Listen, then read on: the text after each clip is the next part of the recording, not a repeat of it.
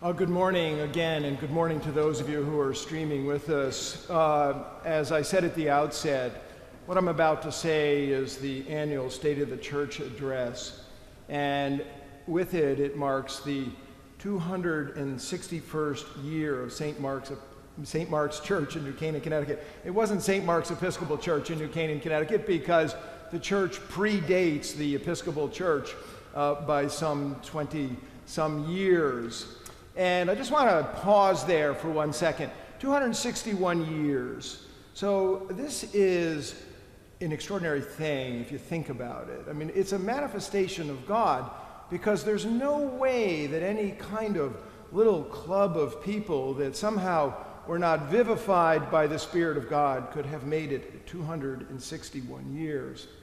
And so it gives me great delight to speak to you about the life of the parish, and I want to begin by taking all of us who are here and those who are gathered in the beyonds and to address this in the camera to Edith Linger, who is streaming with us this morning. Hi, Edith. Edith is known to many, Patty Byer's mom. Edith turned 104 on Wednesday, and she's not only our oldest member, but she's our longest member of the church. Edith joined the church in 1923. She has been a member of St. Mark's Episcopal Church for 102 years. I mean, is that not incredible?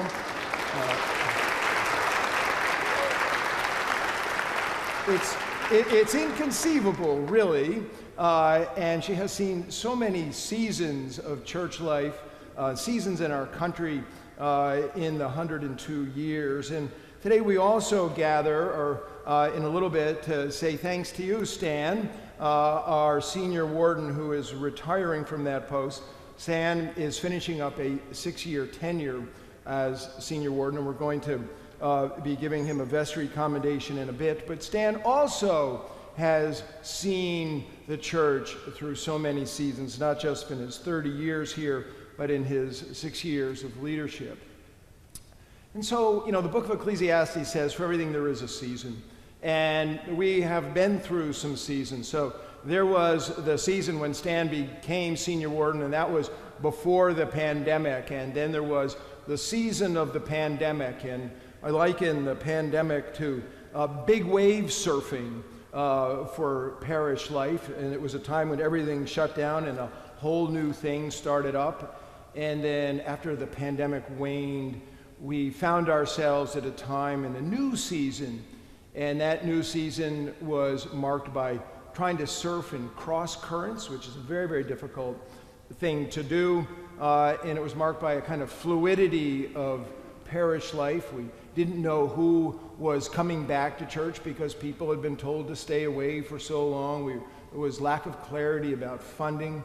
And it was also a time marked by the integration and the normalization of digital ministry and the development of what we call a hybrid ministry. I mean, those who are streaming with us this morning, who I'm looking at now, depending on which camera they're looking at me on, they are very much a part of our congregation.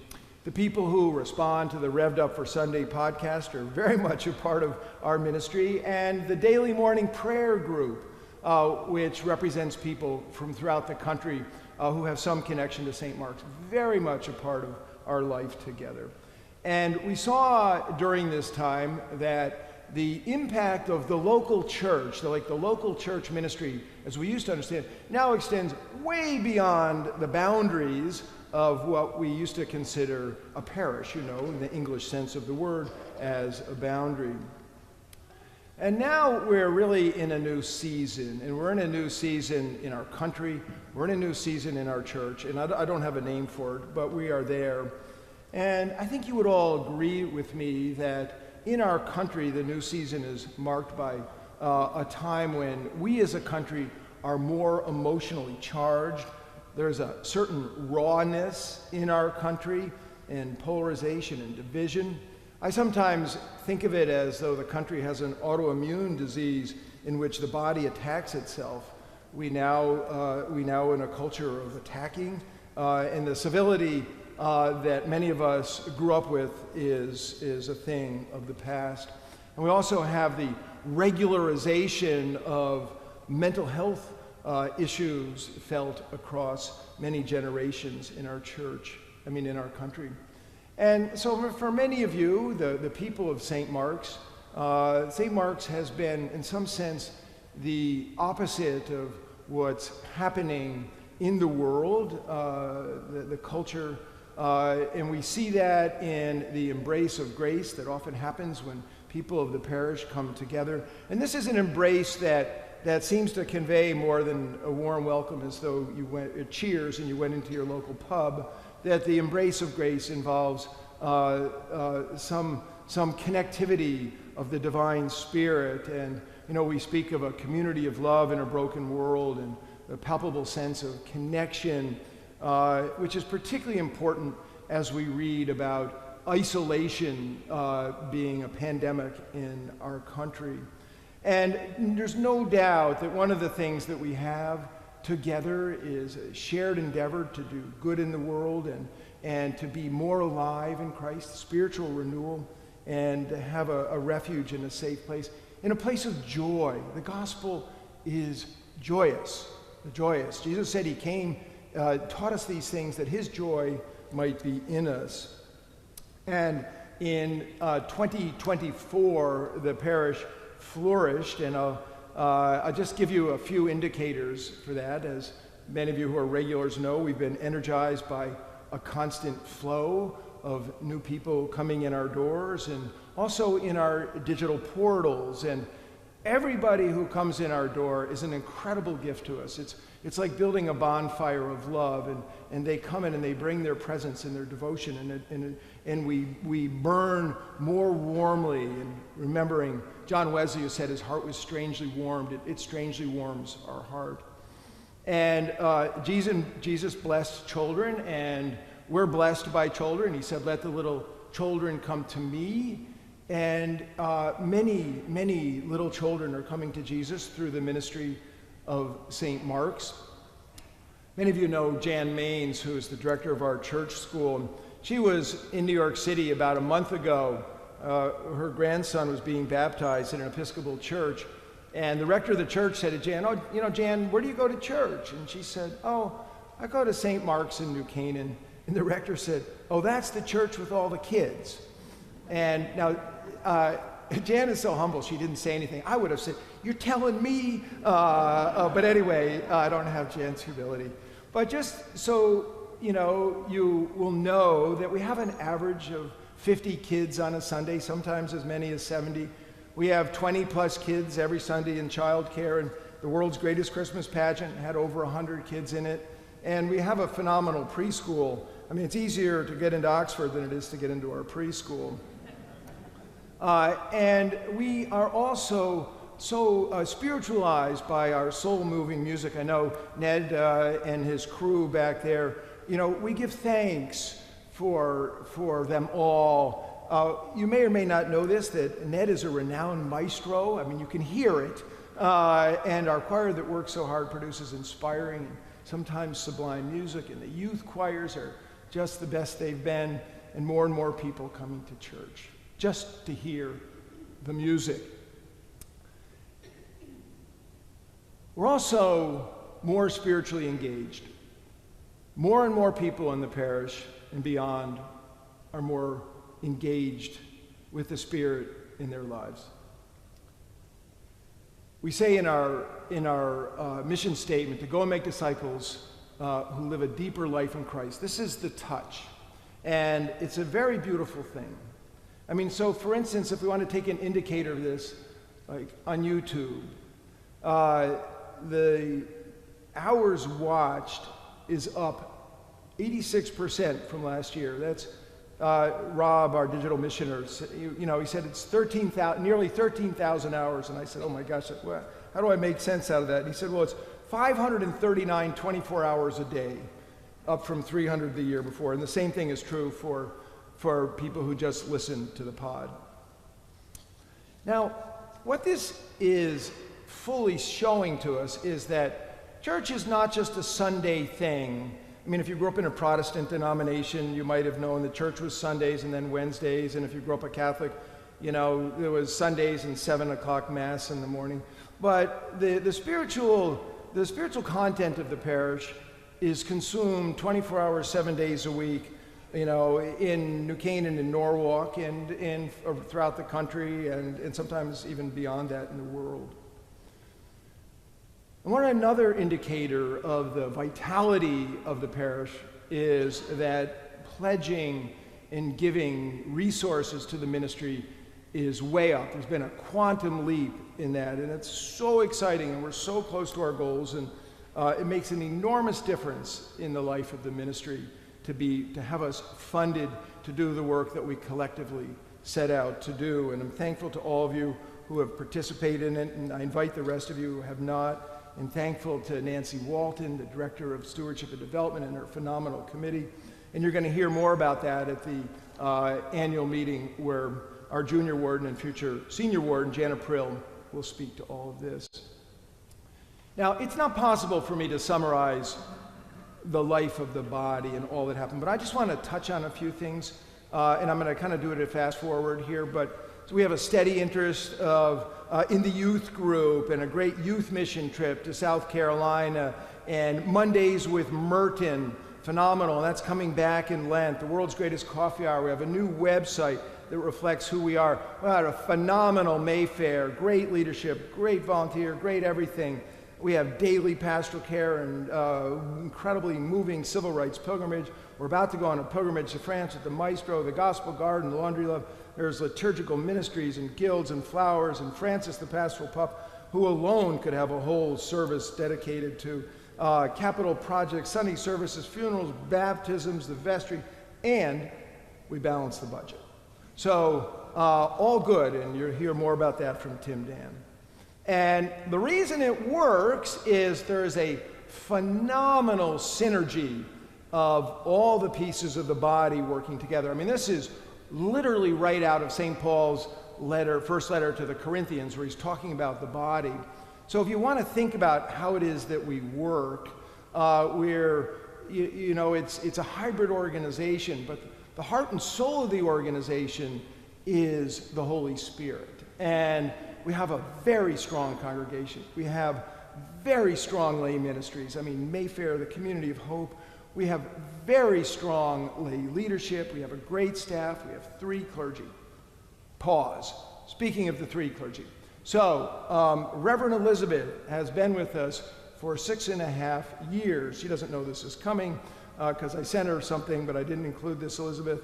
And she has made an invaluable and categorical contribution to our life together. She is a bright light for us. And she's done everything, including she and Charlie are putting on today's coffee hour. And she's going to take a sabbatical. And she's going to take a sabbatical in 2 bites.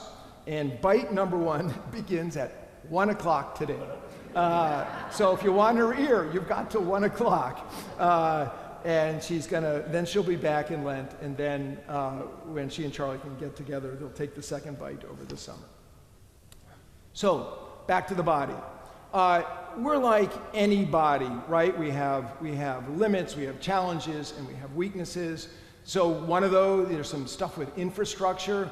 We're not fully staffed for the number of people in the congregation, and that means the staff works in a constant triage to get things done. The staff is phenomenal, but it means that we're limited in what we can offer. We get a lot of really good ideas, wouldn't it be great ifs? And there's just nobody, it's just not possible for us to put it together. And eventually we are going to need more resources to do capital upkeep and projects. If you've ever been to the parking lot, the lower lot down near the inn, you'll see it's in rough shape, but it doesn't make the triage of money to spend. And we're also challenged by the challenges of our country. And we saw that last week when Father John's sermon touched the raw nerve of politics in our country. It exposed what we already know about ourselves, which is we all agree that Jesus is Lord, but we don't all agree on how Jesus is applied to the body politic. When Father John was done with the sermon, one person said to me, had I not heard that sermon this Sunday, I was going to leave the church. And another one, so close afterwards, said that she did hear the sermon and she was thinking about leaving the church. Such was Sunday morning, and such was the week. I will say that Father John and Reverend Elizabeth and I spent much of our week responding to people's responses to Father John's sermon. And I'm grateful to all of you who reached out and hope others will.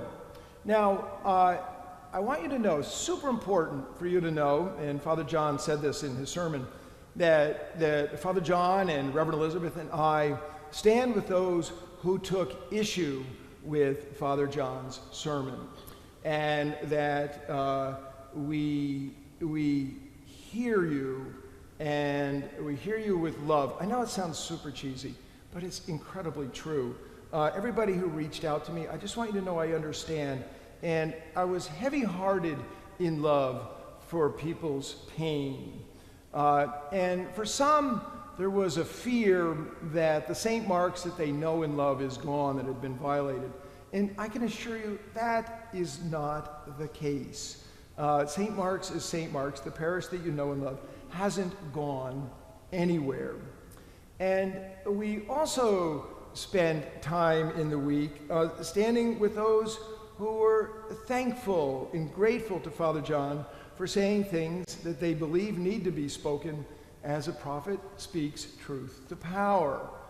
And I just want everyone to be really clear and sure that, together the parish and the leadership stand with Father John and give great appreciation for his courage and the care with which he launched into most difficult territory that he felt the Lord called him into go.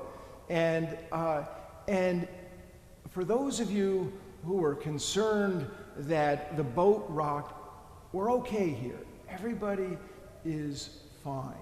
This is the way church rolls on the high seas of life. And we stand together, we stay together, we are who we are basically for two reasons. And these two reasons are the very heart of what is who we are as St. Mark's. And the first of those reasons is love. And this love, this isn't personal love. This is divine love. It's what is translated as caritas. And it is the essence of the parish. If we all had glasses to see, suppose you could put on spiritual glasses and you could see as the divine sees, what you would see is that in the building and amongst us in the body, there is a divine love present. And it is the embrace of grace that we feel with each other. This is the very treasure that the gospel talks about. And it is treasure. This is what people give everything for. If you ever wonder why anybody would become a monk, it's because they gave it all for this treasure. They felt called to it also. And it's very real. And it's, in fact, the most real thing. And our participation in this divine love is the only thing that you can bring to heaven. You can't bring anything else, but you can bring this participation with this divine love. And when it flows through you, you can see that it is more powerful than political passions and partisanship, and it's more powerful than the divisions in our country.